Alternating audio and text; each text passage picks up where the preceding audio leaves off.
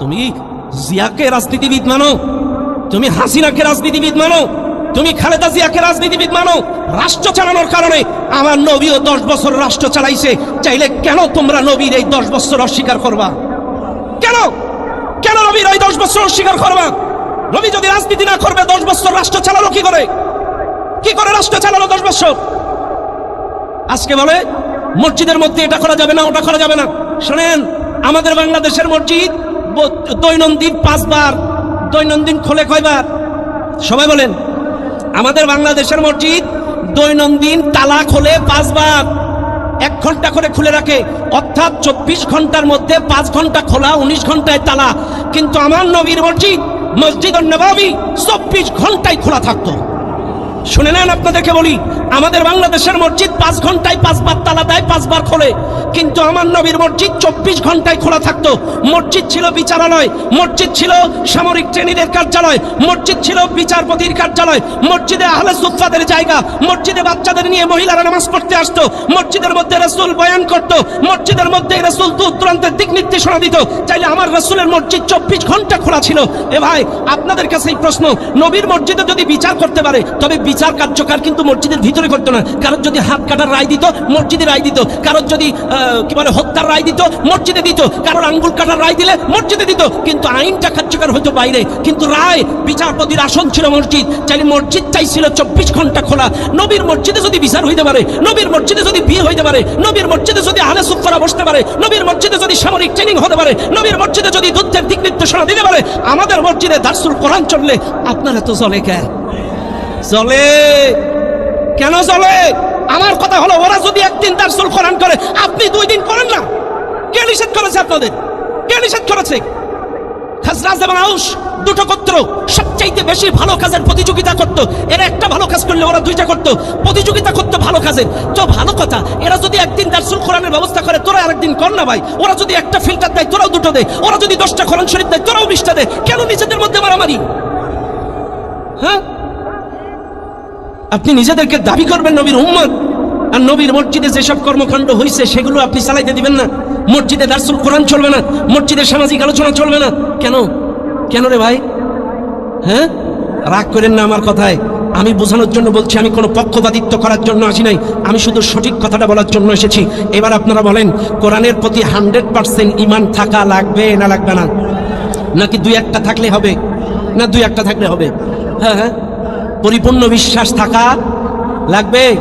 আজকে যদি কোরআনের আইন এই বাংলাদেশে থাকতো, 10 বছরের শিশু ধর্ষণ হলো গাজীপুরে, এই ধর্ষণের বিচার আমরা দেখতে পেতাম। আজকে যদি বাংলাদেশে কোরআনী শাসন থাকতো, আমরা আমাদের মাগুরার সেই শিশু আসিয়ার ধর্ষণের মর্মান্তিক নির্যাতনের বিচার পাইতাম। আজকে যদি কোরআনের আইন থাকতো, বুয়েটের ছাত্রী ধর্ষণের বিচার আমরা পাইতাম।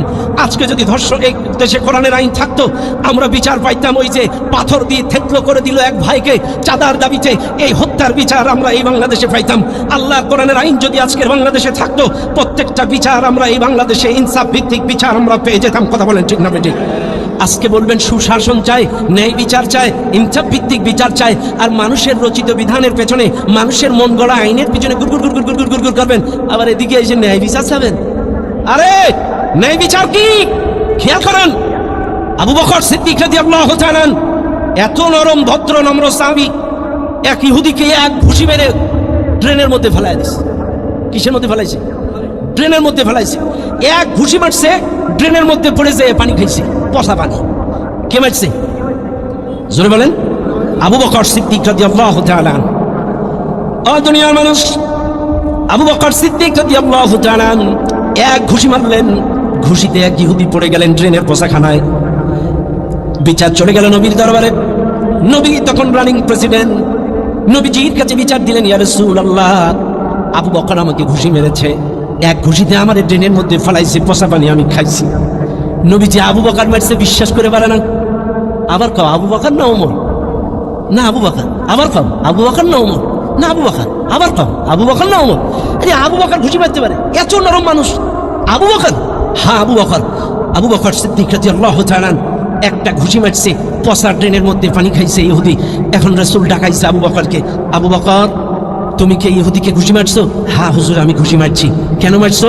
বলছে হুজুর শুনেন, আমাকে কেউ যদি গালি দেয় আমি মাথা বেঁধে নিতে পারি, আমাকে যদি কেউ আঘাত করে আমি মাথা বেঁধে নিতে পারি, আমাকে যদি কেউ আঘাত করে গালি দেয় আমি মাথা বেঁধে নিতে পারি, কিন্তু কেউ যদি আমার আল্লাহকে নিয়ে, কেউ যদি আমার রাসূলকে নিয়ে কটাক্ষ করে, এটা আমি মেনে নিতে পারি না, এটা আমি মেনে নিতে পারি না। এই ইহুদি আমার রাসূলকে নিয়ে, আল্লাহকে নিয়ে ব্যঙ্গ করেছে, এজন্য আমি সহ্য করতে পারি না, এক খুঁজে মারছি। কারণ আমার ব্যক্তিগত কারণে আমি সহ্য করতে পারি, কিন্তু আমার রাসূলকে নিয়ে, আল্লাহকে নিয়ে কটাক্ষ করলে আমি সহ্য করতে পারি না, এজন্য আমি ঘুষি মেরেছি। আল্লাহর রাসূলের বিচার, আবু বকর তুমি যে ঘুষি মারছো ঠিক আছে, যদি এই ইহুদির এই ঘুষি মারার বিষয়টার পক্ষে, তোমার পক্ষে যদি 4 জন সাক্ষী, সুনির্দিষ্ট সাক্ষী প্রমাণ হাজির করতে না পারো, আমি বিচার করছি এই ইহুদিকে ঘুষি মারার দরুন তোমাকেও ঘুষি মেরে ওই ড্রেনে ফেলাই দেওয়া হবে, পচা পানি খাওয়ানো হবে। যদি নির্দিষ্ট প্রমাণ না বাইর হয়, 4টি প্রমাণ, রাসূল বিচারের রায় দিবেন, 4 জন সাক্ষ্য লাগবে। আবু বকরের তো কোনো সাক্ষ্য নাই, এই ঘুষিটা যে মারছে কেউ দেখে নাই, ঘুষিটা যে মারছে কেউ দেখে নাই। সঙ্গে সঙ্গে আল্লাহ সুবহানাহু ওয়া তাআলা আবু বকরের পক্ষে আয়াত নাজিল করে দিলেন। জোরে জোরে বলেন না সুবহানাল্লাহ। আবু বকর সিদ্দিক রাদিয়াল্লাহু তাআলা আনহুর পক্ষে আয়াত নাজিল করে আল্লাহ তাআলা নিজেই আবু বকরের সাক্ষী হয়ে গেলেন। জোরে বলেন সুবহানাল্লাহ। চাইলে দেখেন, আমার ঘটনাটা বলা মুখ্যম উদ্দেশ্য না, আমার মুখ্যম উদ্দেশ্য হলো আল্লাহর রাসূলের বিচার।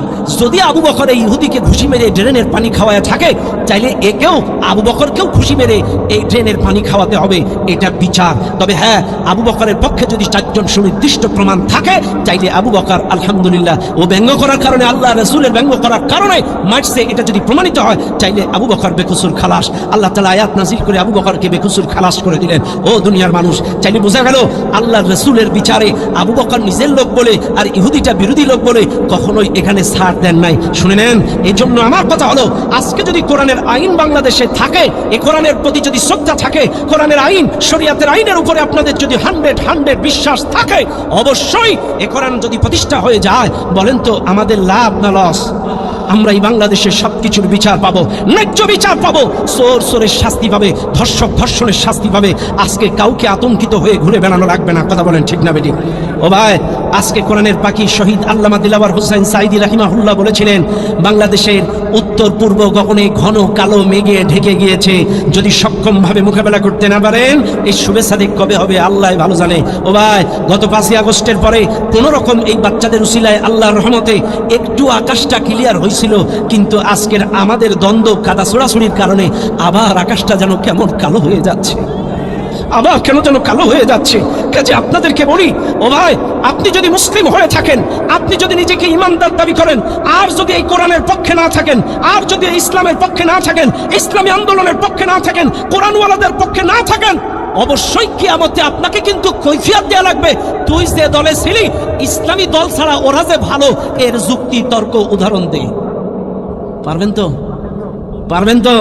খেয়াল করেন, চাইলে 3 আল্লাহর কোরআনের প্রতি বিশ্বাস, 4 ওয়া রাসূলি, 4র্থ নম্বর রাসূলের প্রতি বিশ্বাস, আল্লাহর রাসূলের প্রতি ঈমান। এই মাহফিলে যারা আছেন, একটু বুকে হাত দিয়ে বলেন, রাসূলের প্রতি আমাদের ঈমান আছে না নাই? আছে আছে আছে। আল্লাহর রাসূলের প্রতি বিশ্বাস আছে। এই মাহফিলের জনগণ প্রত্যেকটা কথা বেরেন দিয়ে ভালো করে খাটান। আল্লাহর নবী, বিশ্ব নবী, নবী মুহাম্মদুর রাসূলুল্লাহ সাল্লাল্লাহু আলাইহি ওয়াসাল্লামের প্রতি ঈমানটা কাকে বলে? শুধুমাত্র দাড়ি টুপি জুব্বায় রাসূলের ঈমান পরিচয় হয় না। রাসূলের ঈমান পরিচয় হবে কখন? একটু ভালো করে শুনে নেন। একজন সাহাবী, কয়েকজন সাহাবী রাসূল ওযু করতেছেন, ওযুর পানি ছুটে যাচ্ছে। কয়েকজন সাহাবী এই ওযুর কাদামাটি মুখে বুকে এরকম পিঠে লাগাচ্ছে চতুর্দিকে। রাসূল বলছে, সাহাবারা তোমাদের কি হলো, ওযুর কাদামাটি মারতেছো কেন? সাহাবারা বলছেন, হুব্বিকা ইয়া রাসূলুল্লাহ, আপনাকে মহব্বত করি এই জন্য এই কাদামাটি মাখতেছি। তখন বলছে, না, এই ওযুর কাদামাটি মাখার নাম আমার মহব্বত না, ভালোবাসা না। আমাকে প্রকৃত অর্থে মহব্বত, ভালোবাসতে গেলে মান ইউতিউর রাসূল ফাকাদ আতা আল্লাহ, আতিউল্লাহ ওয়া আতিউর রাসূল, মা আতাকুমুর রাসূল ফাখুযুহু ওয়া মা নাহাকুম আনহু ফান্তাহু, কুল ইন কুনতুম তুহিব্বুনাল্লাহ ফাত্তাবিউনি ইউহিব্বুকুমুল্লাহ। 100 আমি রাসূলের ইত্তেবা, অনুসরণ, অনুকরণ যদি করতে পারো, তাইলেই বুঝবো তোমরা প্রকৃত ঈমানদার। এবার আসেন, এই মাহফিলে যারা আছেন, আমরা মক্কা 13 বছরের প্রতি ঈমান আনি, কিন্তু মদিনার 10 বছরের প্রতি আমাদের ঈমান, সবাই বলেন ঈমান আসেনি বাবাজি? আছে আছে। মদিনার 10 বছরের প্রতি আমাদের কোনো ঈমান আছে? নাই। আমার কথায় রাগ করেন না, একটু ভালো করে আমার সঙ্গে জবাব দেন।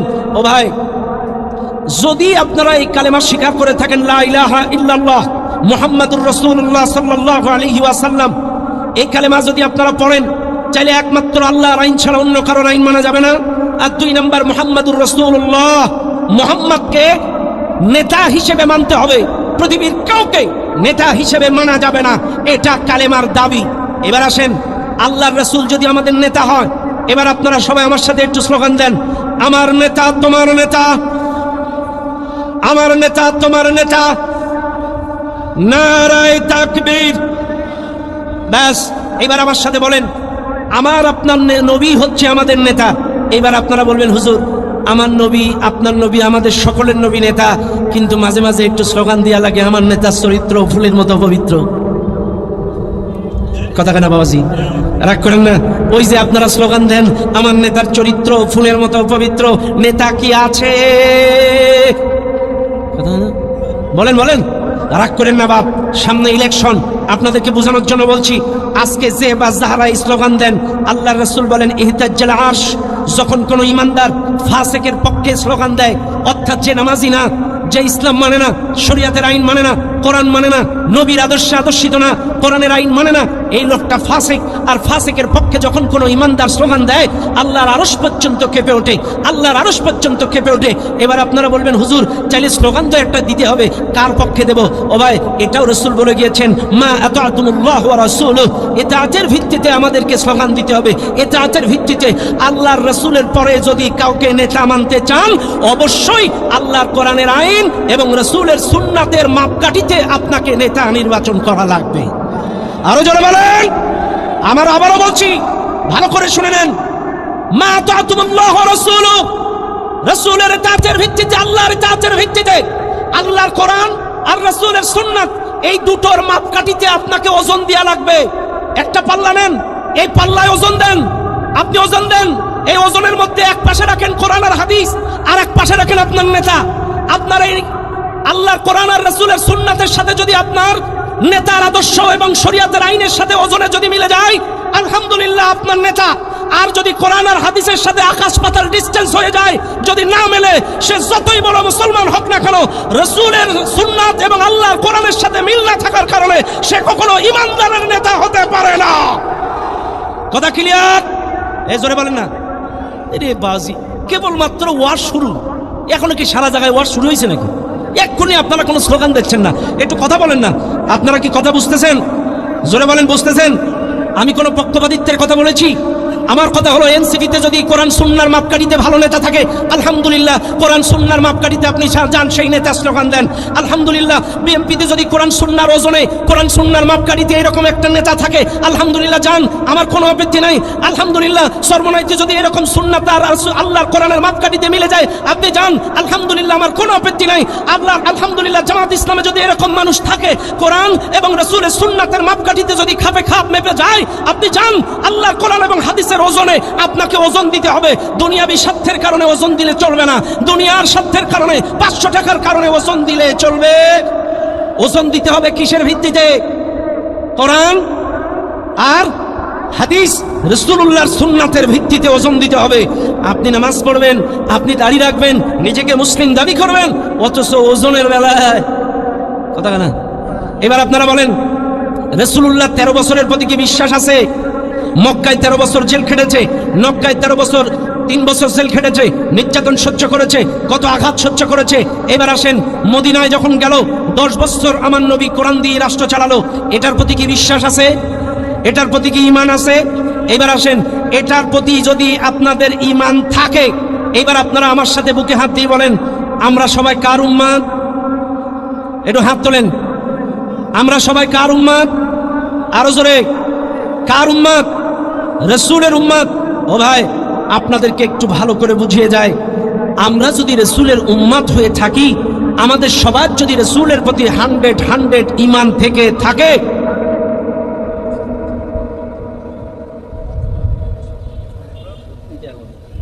মনে রাখবেন, আল্লাহর রাসূলের প্রতি যদি 100 ঈমান আপনাদের থাকে, এবার বলেন, রাসূল যদি 10 বছর মদিনাকে কোরআন দিয়ে চালাইতে পারে, আমরা রাসূলের উম্মত হিসেবে বাংলাদেশটা 5 বছর চালাইতে পারি না? পারি? কারা কারা পারবেন? 2 হাত তুলে দেখান। সবাই তোলেন। আমরা সবাই রাসূল সেনা, আমরা সবাই রাসূল সেনা। আমার নেতা তোমার নেতা, আমরা সবাই রাসূল সেনা। রাসূল যদি 10 বছর কোরআন দিয়ে দেশ চালাইতে পারে, এই হাত আগামী 5 বছর কোরআন দিয়ে দেশ চালাবে। এই কোরআনওয়ালাদের পক্ষে এই হাত থাকবে। ও আল্লাহ, এই কোরআনওয়ালাদের হাতগুলো তুমি ছবি তুলে রাখো। আগামী 5 বছর বাংলাদেশে সমস্ত দলের মতের পথের মানুষগুলো, কে কোন দলের লোক জানি না, সকল দলের লোক আমরা এক হয়ে এই বাংলাদেশে 5 বছর কোরআন দিয়ে দেশ চালাইতে চায়। বলেন নারে তাকবীর। আল্লাহ এই হাতগুলোকে কবুল করে নাও, বলেন আমিন আমিন আল্লাহুম্মা আমিন। তাইলে ব্যাস, রাসূলের প্রতি ঈমান শুধু মুখে মুখে আনলে চলবে না, বাস্তব প্র্যাকটিক্যালি ঈমান আনা লাগবে। আপনার মুখে দাড়ি থাকবে, আপনি দাড়িওয়ালাদের পক্ষে থাকবেন। আপনি কোরআন পড়বেন, কোরআনওয়ালাদের পক্ষে থাকবেন। আমিন, আপনি নবীর পক্ষে থাকবেন, নবীওয়ালাদের পক্ষে থাকবেন। কথা ক্লিয়ার? ব্যাস। 5 নম্বর বিশ্বাস, ওয়াল ইয়াউমিল আখির, আখিরাতের প্রতি বিশ্বাস স্থাপন করা। এই মাহফিলে যারা আছেন একটু বলেন, আপনাদের সকলের আখিরাতের প্রতি বিশ্বাস আছে না নাই? আরো জোরে বলেন, আছে না নাই? ভাইরা আমার, বাবাজিরা আমার, আখিরাতের প্রতি আপনাকে আমাকে বিশ্বাস স্থাপন করা লাগবে। মনে রাখবেন, দুনিয়ার মানুষ আজ হোক কাল হোক এই পৃথিবীর মায়া ত্যাগ করে আমাকে আপনাকে কবরে চলে যাওয়া লাগবে। কিয়ামতের ময়দানে আল্লাহর আদালতে আপনাকে আমাকে দাঁড়ানো লাগবে। ফামান ইয়ামাল মিসকালা যাররাতিন খায়রান ইয়ারাহ ওয়া মান ইয়ামাল মিসকালা যাররাতিন শাররান ইয়ারাহ। যাররা পরিমাণ ভালো কাজ করলে তার সেটাও আপনাকে দেখানো হবে, আবার যারা পরিমাণ খারাপ কাজ যদি করেন সেটাও আপনাকে কিয়ামতে দেখানো হবে। এই মাহফিলে যারা আছেন এবার একটু বুকে হাত দিয়ে বলেন, মুসলমানেরা, কিয়ামতের দিন আমার আপনার আমলনামাগুলো যদি আল্লাহর সামনে পেশ করা হয়, আল্লাহর সামনে যদি আপনার আমার 60 বছর 70 বছরের আমলনামা যদি পেশ করা হয়, আমরা কি বাঁচতে পারবো নাকি? জোরে কান, পারবো নাকি?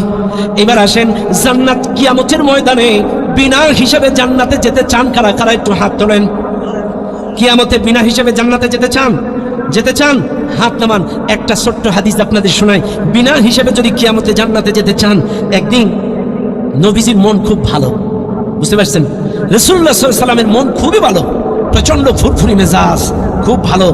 এমন সময় আম্মা জান আয়েশাকে ডেকে রাসূল বলছে, আয়েশা, আজকে আমার মন খুব ভালো। আয়েশা, তুমি আমার কাছে যা চাইবা আজকে তাই দেব। তুমি আমার কাছে যা জানতে চাইবে আমি তাই বলবো। আজকে তুমি যা বলবে তাই। এখন আম্মা জান আয়েশা সিদ্দিকা রাদিয়াল্লাহু আনহা রাসূলুল্লাহর কাছে, নবীজি বলতেছেন, বলো কি চাও, কি জানতে চাও, কি বলো, কি তোমার দাবি?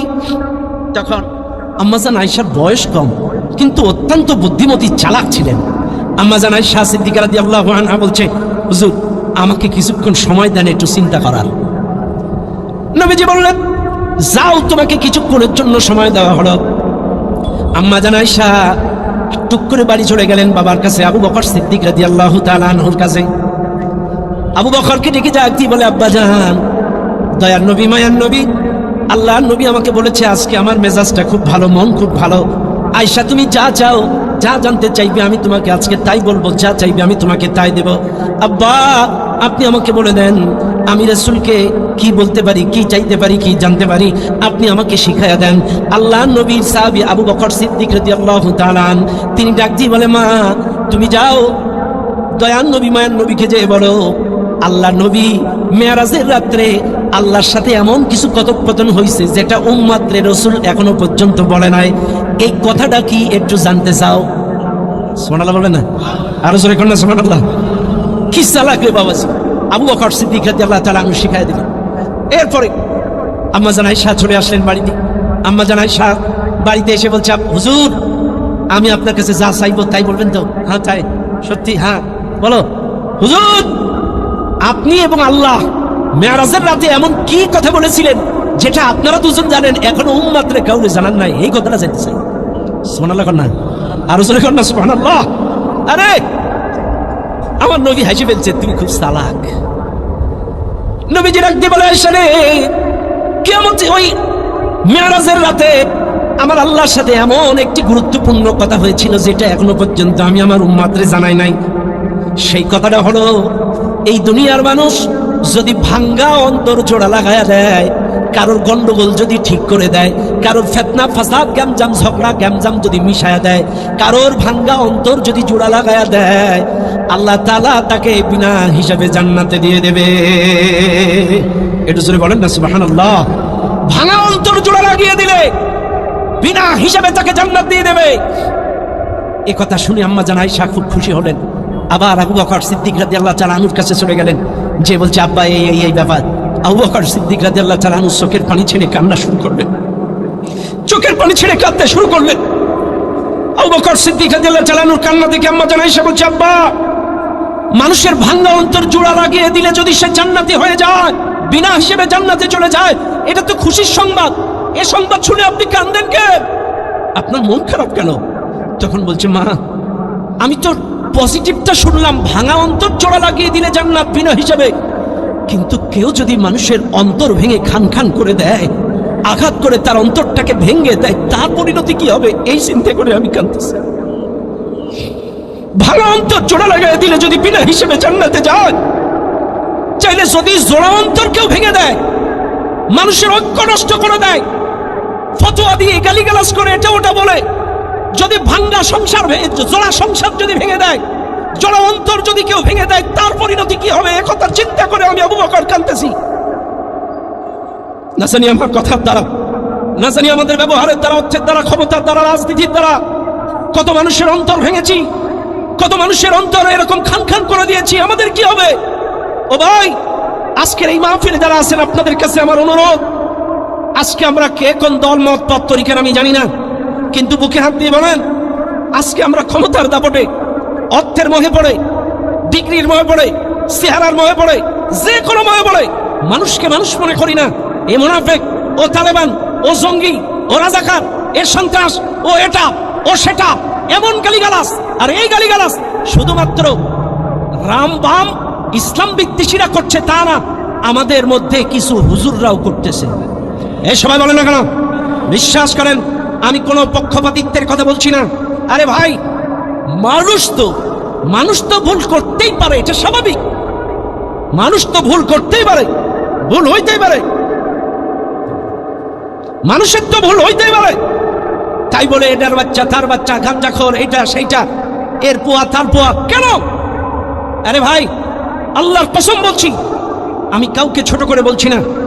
আমার প্রশ্ন হলো, আপনারা 10 জন মুরব্বী, তাকে ডেকে কেন বসালেন না যে আসো, তোমার বয়স কম, জেলখানায় নির্যাতন নিপীড়নের স্টিম রোলার, তোমাকে কি কি মেডিসিন কীটনাশক খাওয়াইছে না খাওয়াইছে, আসো তোমাকে কিছু শুধরাইয়া দেয়। 10 জন মুরব্বী তাকে নিয়ে কোনোদিন বসেছেন? বসেন নাই। তাইলে আপনারা কেন নিজেদেরকে কাদা ছোড়াছুড়ি করছেন? এ কাফের, ও ফাসেক, এ গাঞ্জাখোর, এই এর পোয়া, ও তার পোয়া, কেন কেন নিজেরা আজকে এক জায়গায় বসে সমাধান করতে পারছেন না? কোরআনের পাখি শহীদ আল্লামা দিলওয়ার হোসেন সাইদি রাহিমাহুল্লাহ বলেছিলেন, আলী আমার একটা চোখ, কওমি আমার আরেকটা চোখ। একই অঙ্গের দুইটা, একই শরীরের দুইটা অঙ্গ। তাই যদি হয়, আজকে কে কোন ধরনের আলেম জানি না, সামান্য স্বার্থের কারণে, সামান্য সুবিধার কারণে আজকে কাদের সাথে যাচ্ছেন, কোন জায়গায় যাচ্ছেন? ইসলামী ঐক্য নষ্ট করছেন। আপনি কি পড়েন নাই ওয়াতাসিবু বিহাবলিল্লাহি জামিআ? আপনি কি পড়েন নাই ওয়ালা তাকুনু কাল্লাযীনা তাফাররাকু ওয়াখতালাফু মিন বা'দি মা জাআহুমুল বাইয়িনাত? আপনার চোখে কি পড়ে নাই ফিরকা সৃষ্টি করলে কি হবে? আপনার চোখে কি পড়ে নাই ঐক্যবদ্ধ না থাকলে কি হবে? আজকে সুনির্দিষ্ট কয়েকজনের কারণে, সুনির্দিষ্ট কয়েকটা মানুষের কারণে যদি ইসলামপন্থীরা আজকে খণ্ড বিখণ্ড হয়ে যায়, আজকে আলেমুল আমাদের জোট যদি না হয়, ওই আকাশটাকে ফাঁকা করে যদি শুভে সাদিক না হয়, আল্লাহর কসম, এই বাংলার আকাশের শুভে সাদিক কবে হবে এটা কিন্তু চিন্তাও করা যায় না। কথা বলেন ঠিক না বেঠিক?